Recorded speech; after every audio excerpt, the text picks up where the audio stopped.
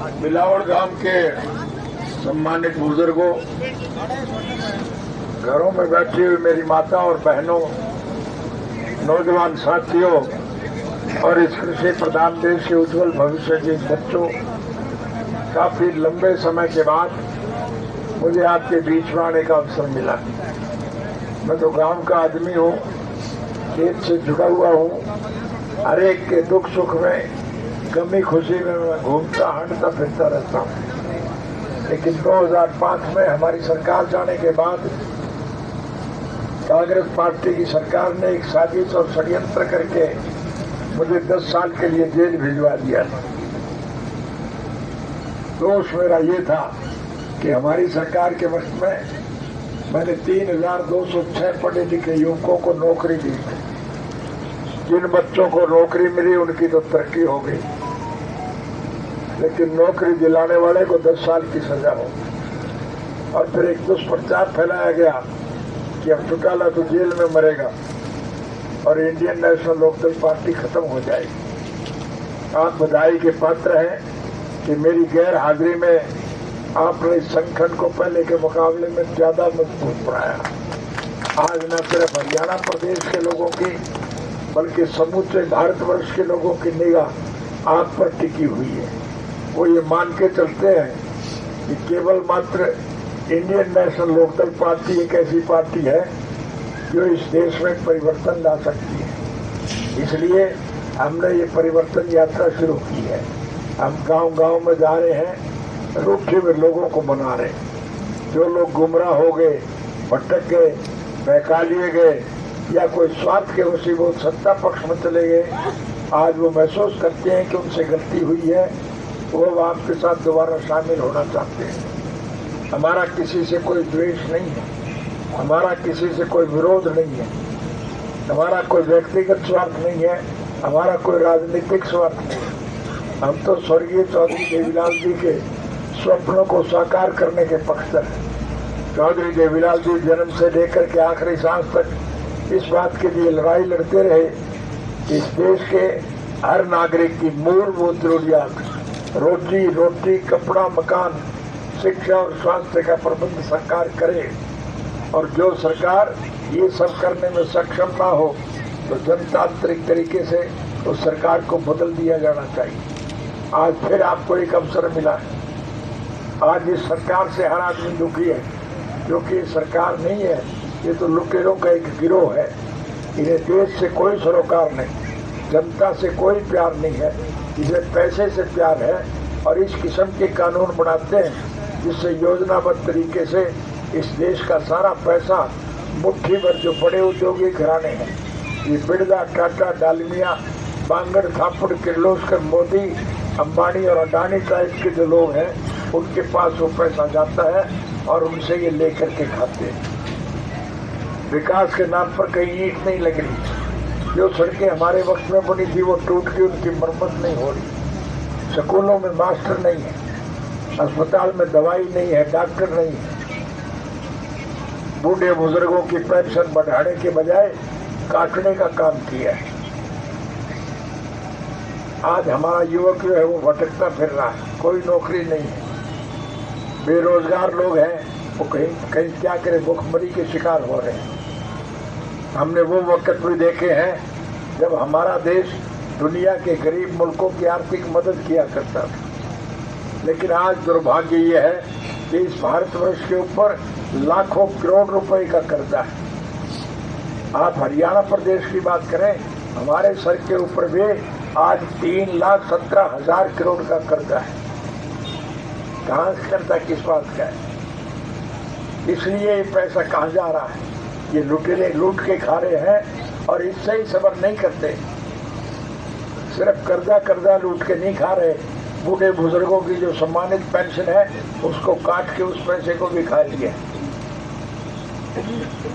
आज रोजगार के सारे साधन समाप्त हो गए, महंगाई आसमान को छू रही है, बेकारी और बेरोजगारी बढ़ रही है, कानून व्यवस्था का दिवाला पिट गया है, हर आदमी परेशान। मुझे दुनिया के 152 मुल्कों में जाने का अवसर मिला था, सैर सपाटे के लिए नहीं। मैं हर मुल्क के राजनीतिक, आर्थिक और सामाजिक हालात की जानकारी हासिल करने के लिए गया था। और मुझे उन देशों में जाकर के ये देख करके बहुत प्रसन्नता हुई कि समूचे विश्व के स्तर पर हमारा ही देश एक ऐसा अनूठा देश है जहाँ सभी धर्म और मजहब के मानने वाले लोग, सभी जात बिरादरी के लोग, हिंदू, मुसलमान, सिख, ईसाई, चमार, धानक, वाल्मीकि, रेगर, खटीक, खाते, कुम्हार, लोहार, सुनार, मणियार, बुनाई, तेली, धोबी, मोती, ब्राह्मण, बढ़िया, व्यापारी, कर्मचारी और इस देश के किसान और कमरे सब परेशान हैं, सब दुखी। और दुखी लोग इस सरकार को बदलना चाहते हैं। और दुखी लोगों की हालत का आप अंदाजा लगा लीजिए। जेल से रिहा होने के बाद मैं सबसे पहले उन बहादुर लोगों पर गया जो इस देश के अंदर बने हुए गलत कानूनों को बदलवाने के लिए संघर्ष पर बैठे हुए, भूख हड़ताल पर बैठे हुए। और प्रधानमंत्री बार बार घोषणा करता है कि बने हुए कानून कभी वापस नहीं होते, लेकिन बहादुर वो बधाई के पात्र है जिन्होंने दृढ़ संकल्प के साथ एक निश्चय किया, एक निर्णय लिया कि हम मर जाएंगे लेकिन जब तक ये काले कानून वापस नहीं होंगे हम धरने से नहीं हटे। और उसका सुखद परिणाम ये निकला कि झक मार करके प्रधानमंत्री को झुकना पड़ा और न सिर्फ वो सारे कानून वापस किए बल्कि देश के किसानों से माफी मांगने का काम किया। आपके संगठन में बहुत बड़ी शक्ति है और मैंने गौर से देखा उन लोगों में सभी धर्म, मजहब, जात बिरादरी के लोग शामिल थे।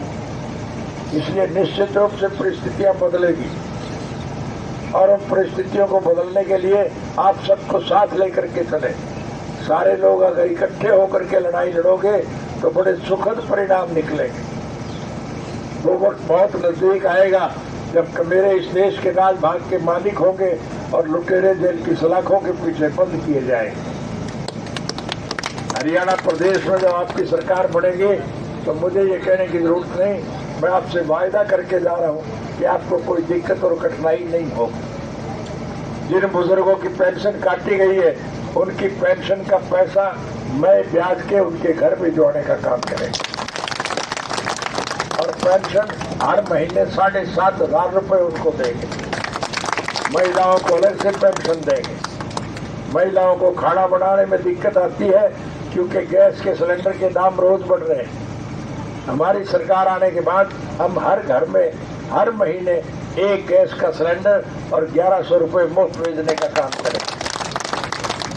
बेरोजगार युवकों को जब तक उन्हें रोजगार नहीं मिलेगा 21,000 रुपये माहवार उनको बेरोजगारी भत्ता देंगे। हमारी सरकार आने के बाद हम हर बच्चे को निःशुल्क शिक्षा देंगे।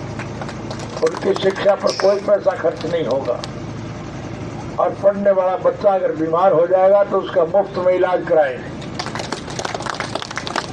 और पढ़ लिख करके वो बच्चा जब योग्य हो जाएगा तो उसकी योग्यता के मुताबिक उसे अच्छे पद पर बिठाएंगे।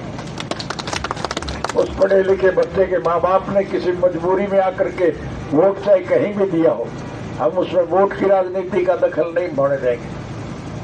हम हर एक को रोजगार देंगे, रोटी देंगे, हर एक की व्यवस्था का सारा प्रबंध करेंगे। 3,206 बच्चों को नौकरी देने की वजह से मुझे 10 साल की सजा हुई। अब के मैं आपसे वायदा करके जा रहा हूं कि हमारी सरकार बनने के बाद मैं लाखों बच्चों को नौकरी दूंगा, चाहे बाद में मुझे फांसी को देना पड़े, मुझे उसकी कोई चिंता नहीं। सीधी जाति भाषा में एक ही बात कह के जा रहा हूँ, राज बना लो फिर सारे खोटवे काट दूंगा।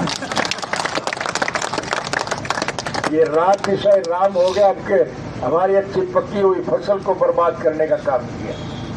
जिन लोगों की फसलों का नुकसान हुआ है हम संघर्ष कर रहे हैं इस सरकार के खिलाफ, लेकिन हमें उम्मीद नहीं कि ये सरकार कोई आपकी मदद करेगी। हमारी सरकार बनने के बाद आपको सारा मुआवजा पिछले सालों की फसल खराब कर भी आपको देने का काम करेंगे। इसलिए मैं ज्यादा लंबा चौड़ा भाषण नहीं देना चाहूंगा।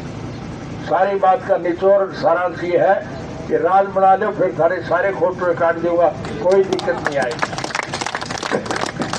यही बात करने के लिए आपके बीच में आया था। इस यात्रा में आप सारे शामिल हो जाओ और राज बनाने के लिए 2024 का आपको इंतजार नहीं करना पड़ेगा। आज गठबंधन टूटने के करीब है। सत्ता के पक्ष में गए हुए लोग उसको छोड़ करके वापस आ रहे हैं। जब सरकार अल्पमत में होगी तो फिर मध्यावधि चुनाव निश्चित है, और मध्यावधि जब चुनाव होंगे तो फिर सरकार आपकी बनेगी, और जब सरकार आपकी बनेगी तो फिर आपकी सारी दिक्कत और कठिनाइयां दूर हो जाएगी। आपको मेरी बात पर यकीन है क्या? हाँ जी। तो मैं आपसे वायदा करता हूं कि जो मैंने कहा है वो पूरा करेंगे, चाहे उसके लिए हमें कुछ भी कुर्बानी करनी पड़े। आप सबने मुझे जो सम्मान दिया, प्यार दिया, उसके लिए मैं आपका हार्दिक धन्यवाद करता हूं, और उम्मीद रखता हूं कि आपका सहयोग और समर्थन इसी प्रकार से हमें निरंतर मिलता रहेगा। आप सबका बहुत बहुत धन्यवाद।